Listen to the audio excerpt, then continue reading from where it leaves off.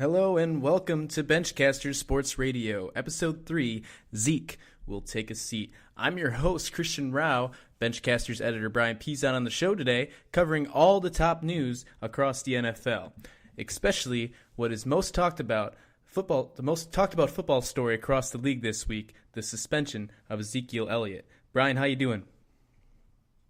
Pretty good. All right, now, Brian, Ezekiel Elliott suspended for 6 regular season games. He said he will repeal it on Tuesday. What do you got for us here, Brian? All right. Yeah, he's definitely going to repeal and see if he can get it taken away altogether. He says that it's not fair and that he wasn't ever charged with anything, and there's people that are actually doing crimes that aren't getting as long of a suspension. So he thinks that he shouldn't be suspended at all. But basically what's going to happen is Goodell's most likely going to drop it to 4 games. That's what I see happening, go down from 6 to 4. Okay, so 6 to 4 games, that's what we're calling the prediction here at Benchcasters. As of right now, it is at 6 games, though. We will not know until the repeal has come back. Ezekiel Elliott has been a big asset last year for the Dallas Cowboys, his rookie season, starting at running back for the Cowboys. He was started in 15 games, Brian. How did his stats look for the Cowboys?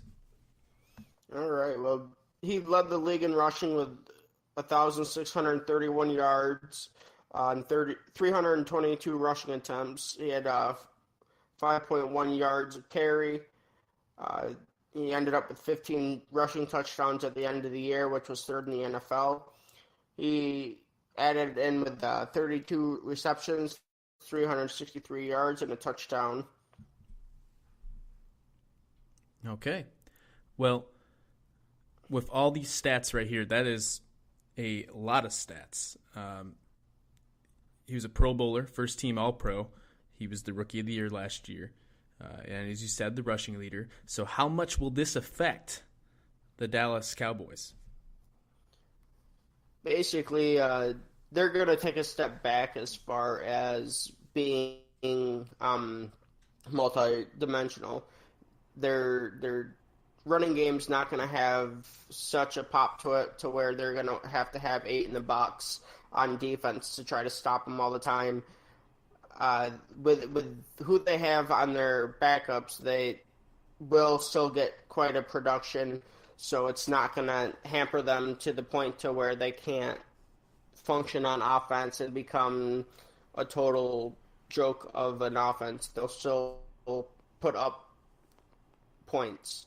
Okay, so let's play a game here. So let's assume that Ezekiel will go on with this suspension here. Let's talk the player first, then we'll talk the team. So let's project Zeke's season stats if he is suspended for 6 games, and then let's talk if he's suspended for 4 as our prediction. What do you think his end-of-year stats will be? Obviously, they're not going to be anywhere close to his 15 games. Go ahead, Brian. All right, so if he's out for the full 6 weeks and he only plays in 10 games, I see him at 950 yards with 7 touchdowns, and I don't think he'll be in the top 20 for either of those categories at the end of the year, missing 6 games. Okay, and then how about for 4 games in our prediction here at Benchcasters? All right, so if it goes down to a 4-game suspension, I see him actually getting an extra 300 yards, so I think he's going to get 1,250 yards rushing and then 10 touchdowns, which will put him right around the top 10 category for rushing stats. Okay, so you're saying that if he only gets the 4-game suspension, we might still see him in the top 10. Do we see Ezekiel Elliott with these suspensions in hand still a possible Pro Bowler? I don't think we will. Okay. All right. Now let's move to the team side of the house, the Dallas Cowboys. Let's start off with Week 1, okay? Week 1, they are home on Sunday night against the Giants. Do you think that the Dallas Cowboys could pull this game off, without Ezekiel Elliott? Honestly, they'd have a tough time with Zeke. So without Ezekiel Elliott, with the 4-game or 6-game suspension, I don't see them winning this. I think the Giants take this game. Okay, so far we have 0-1 for the Cowboys without Ezekiel Elliott. Moving on to week 2, they have to go mile high to the Denver Broncos. What do you got there? All right. Without Zeke, I think they'll be able to go ahead and take this game from Denver. I don't see much on the offensive side of Denver, which just plays right into Dallas's hands because Dallas's defense is supposed to be their Achilles heel. So I see them winning this game. Okay. All right. So we have 1-1. Loss to the Giants week 1 and a win to Denver in week 2. Moving on to week 3, Monday Night Football in Arizona. So, week 3, do you think Dallas, without Zeke, can win it in the desert? Yeah, I see Dallas winning this game. Colonels, they did some things right this offseason is helping that defense. The loss of Calais Campbell, to me, though, kind of makes it hard for them to get pressure on the quarterback. So I see Dallas getting up some big numbers through Dak Prescott, and they'll win this game. Well, Prescott said he did want more of a role this year, so he might have no choice, especially in these first 6 games. And then week 4, they are back at home in Dallas against the Los Angeles Rams. Brian, who do you think wins that ball game? All right, I don't have the Rams winning this game. I don't think they really have much of a shot. I know that they just added a weapon on their offense, but I think Dallas is too good of a team all around to give in to Los Angeles Rams' strength. Okay, so with the Benchcasters prediction, without Zeke, we're calling 4 games. We're going to call that repeal is going to move it from 6 to 4, and we're saying that the Dallas Cowboys are going to go 3-1 in those 4 games. All right, let's move it to what the suspension is now. Let's talk about the other 2 games that Elliott would be suspended for. That would be week 5, the next one, home against the Packers. Let's hear what you got to say about that. That's a tough team, Brian. Yeah, the Packers, they travel well. Aaron Rodgers is just crazy. There's no way that I see Dallas holding on to a win against Green Bay without basically one of their best players in Ezekiel Elliott. Well, if they do lose that game, luckily they will have a bye after Green Bay. Unfortunately, that week would not count towards Elliott's. It's for a football game, not a week in the season. So he would not be eligible to play in week 7, and that would be in San Francisco. Brian, do you see the Cowboys beating the Niners? Yes, I do. I think the 49ers are kind of in flux here. They still got a little bit of improving to do. They did some right things in the offseason, but I don't think they match up well against Dallas. Yeah, I feel the Niners are still a couple years away, and hopefully if their management and their new head coaching does what they say they're going to do, they might be in good hands. But for now, I agree with you. The Cowboys will take that game. So Ezekiel Elliott, if he holds all 6 games, we're predicting that the Cowboys will go 4-2, losing in week 1 and week 5.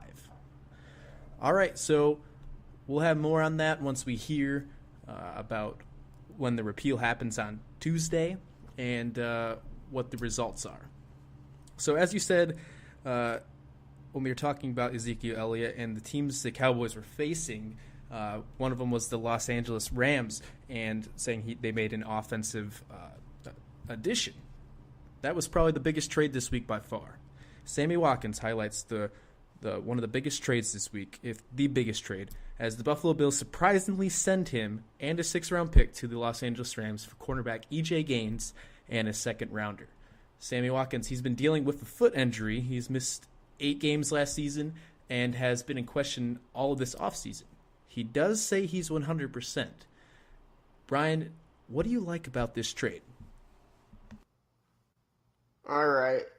For this trade, I've been calling for them to go ahead and trade Sammy Watkins and see what they can get for him for the last 2 years. I wasn't big on him coming out of Clemson, but over the last 2 years with him being injury prone, and it's not really just him being injury prone, it seems like he gets nicked and he'll sit out. He's not one of those tough players that'll play through injury for you. He looks out for number one. Okay. Now, he was a big risk for the Bills to start off with. He had a fantastic Orange Bowl game his senior year. He was definitely hyped before the draft. But Buffalo traded up, actually, to get him in 2014. They traded with Cleveland. Brian, I don't know if you remember that deal. They wound up giving away 2 first-round picks, one from 2014, then the following year, 2015, and a 2015 fourth-round pick, when there were a couple big names at receiver in that draft still. Brian, who was in that draft, and was it smart for Buffalo to, trade up like that? All right, yeah, this draft class is one of the most deep classes I've ever seen for the wide receiver position. As far as talent that has turned out well in the NFL, all these players has had significant seasons and helped their team out a lot. First, we have Odell Beckham Jr., we have Mike Evans, Kelvin Benjamin, and Brandon Cooks. They all went in the first round. I would say they all have outperformed Sammy Watkins to this point in time. And then in the second round, we have Marquise Lee, Jordan Matthews, Allen Robinson, and Jarvis Landry. Jarvis Landry and Allen Robinson have turned into true number ones. And Marquise Lee has also been injury prone, but Jordan Matthews has been a pretty solid wide receiver. We also have Dante Moncrief that went in the third. Martavis Bryant, when he is on the field, he is a solid option. Yeah, when he's not suspended. Yeah, I agree. We have Quincy Enunwa in New York. He had a stellar season, second half of the season last year. Mm-hmm. It's terrible to see him go down so early in this year's season, but he is also somebody to watch out for. And then we have 2 undrafted wide receivers in Willie Snead and Alan Hearns.